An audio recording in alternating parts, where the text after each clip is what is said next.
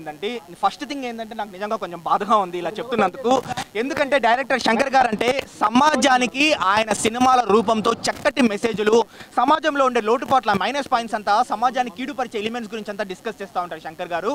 అలాంటి శంకర్ గారి సినిమా గురించి నెగిటివ్గా చెప్తా ఉన్నందుకు నాకు కొంచెం బాధగా ఉంది. బట్ మనం రివ్యూ జెన్యూన్గా చెప్పుకోవాలి కాబట్టి చెప్పాలన్నమాట. ఇంకా మూవీ విషయానికి వస్తే నిజంగా నేనైతే డిసప్పాయింటెడ్. రైటింగ్ కావచ్చు, స్క్రీన్ ప్లే కావచ్చు, ఆ ప్రెజెంటేషన్ కావచ్చు, ఎగ్జిక్యూషన్ కావచ్చు, డైరెక్షన్ కావచ్చు, నిజంగా శంకర్ గారు ఫెయిల్ అయినారని నేను చెప్తాను బ్రో. ఏదో సెకండ్ హాఫ్లో ఒక 2 సీన్లు సిద్ధార్థన్ గ్యాంగ్ ఎమోషన్ 2 సీన్లు పండింది. అండ్ మూవీ తర్వాత భారతీయుడు 3 ట్రైలర్ కట్ వదిలినారనమాట. ఆ 3 బాగుందంటే బ్రో సినిమాలో వచ్చేసి రిమైనింగ్ అంతా కూడా నిజంగా స్క్రీన్ ప్లే ఎగ్జిక్యూషన్ అంతా నాకు పూర్ అని అనిపించింది. అండ్ ముఖ్యంగా గెటప్స్ అంటే ఇప్పుడు 1996లో 28 ఇయర్స్ బ్యాక్ ఉండే సినిమాలో ఆ గెటప్ చూస్తే మనకి ఇప్పటికీ గూస్ బంప్స్ అనమాట. కానీ ఇప్పుడు ఆ గెటప్ చూస్తే అంటే కామిక్గా నాకు అనిపించింది. ముఖ్యంగా ఇంట్రడక్షన్ అప్పుడు ఆ లాంగ్ హెయిర్తో వచ్చే గెటప్స్ కావచ్చు, అదర్ గెటప్స్ కావచ్చు, కామెడీగా ఉన్నదనమాట మనకు చూసేటప్పుడు అంతా కూడా. అండ్ మెయిన్గా ఏంటంటే ఇప్పుడు లైన్ అయితే బాగానే ఉంది, మంచి లైన్ అనమాట శంకర్ గారి సినిమాలో లైన్ ఇది. ఏంటంటే కరప్షన్ చేసేవాళ్ళు తల్లిదండ్రులైనా సరే, లేకపోతే సిస్టర్స్ అయినా, బంధువులైనా, లేకపోతే ఫ్రెండ్స్ అయినా ఎవరైనా సరే పట్టించండి. ఎందుకంటే వాళ్ళు అక్రమంగా సంపాదించిండే డబ్బులతో తింటే మనకు అరగదు, వాళ్ళు అన్యాయంగా సంపాదించిండే డబ్బులతో మనకు దర్జాలు వద్దు అని చెప్తారనమాట. సో ఆ లైన్ అయితే బాగానే ఉంది, అలాగే పట్టిస్తారు. కానీ బట్ ఎగ్జిక్యూషన్, ప్రజెంటేషన్ అవుట్డేటెడ్గా ఉన్నదన్నమాట మూవీ చాలా వరకు. సో నా పాయింట్ ఆఫ్ వ్యూలో ఏంటంటే మూవీ అనేది నేను నిజంగా డిసప్పాయింట్ అయినాను. ఏదో సెకండ్ హాఫ్లో ఒక 2-3 సీన్లు బాగానే ఉంటుంది అంతేకాని రిమైనింగ్ అంతా big disappointment. And Anirudh music కూడా ఈసారి నేను అనిరుద్ధ్ గారికి పెద్ద ఫ్యాన్ అనమాట.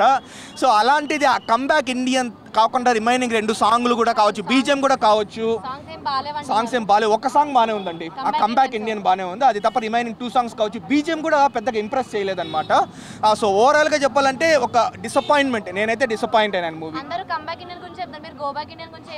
గో బ్యాక్ ఇండియన్ గురించి చెప్తే బాగుంటుంది కదా, మూవీలో స్పాయిలర్ మనం చెప్పేసినట్లుంటుంది క్లైమాక్స్లో మెయిన్ కాబట్టి. క్లైమాక్స్ అమ్మాయి చెప్పినట్టు గో బ్యాక్ ఇండియన్ అనేది కూడా అది జనాలు ఎంతవరకు యాక్సెప్ట్ చేస్తారో తెలియదు. ఎందుకంటే ఉన్నారు బట్ లెస్ దాన్ 10 సెకండ్సే కదా, మీరు మూవీ చూస్తున్నారు కాబట్టి మీకు అర్థమవుతుంది. సో రకుల్ ప్రీత్ సింగ్ కూడా ఉంది, బట్ ఆ అమ్మాయి రోల్ ఒక 15 మినిట్స్ కంటే ఎక్కువ లేదనమాట. అండ్ భారతీయుడు 3లో కాజల్ అగర్వాల్ ఉండబోతా ఉందని ట్రైలర్ కట్లో మనకు చెప్తున్నారు. అది వచ్చేసి ఓవరాల్గా ఏంటంటే కమల్ హాసన్ గారి యాక్టింగ్ని మనం తప్పులు పట్టలేమన్నమాట.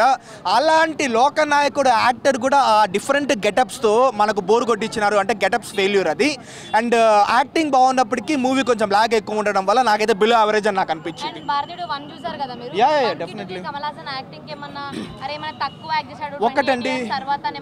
ఒకటండి కమల్ హాసన్ గారి యాక్టింగ్ ని మనం తప్పులు పట్టలేము, ఎందుకంటే ఆయన లోకనాయకుడు అనమాట. డెఫినెట్లీ మనం ఏం ఫాల్స్ వెతకలేము. కానీ భారతీయుడికి 1కి 2కి అంటే నక్కలు ఆ సంథింగ్ ఏదో చెప్తారు కదా, నాగలోకానికి దీనికి తేడా ఉన్నట్లు అంత తేడా ఉందన్నమాట. కంప్లీట్ కాంట్రాస్ట్ అనమాట. భారతీయుడు 1లో ఉండే 20% కూడా దీంట్లో లేదని చెప్తాను. బట్ నేను శంకర్ గారిని నేను తక్కువ పరచడం లేదు.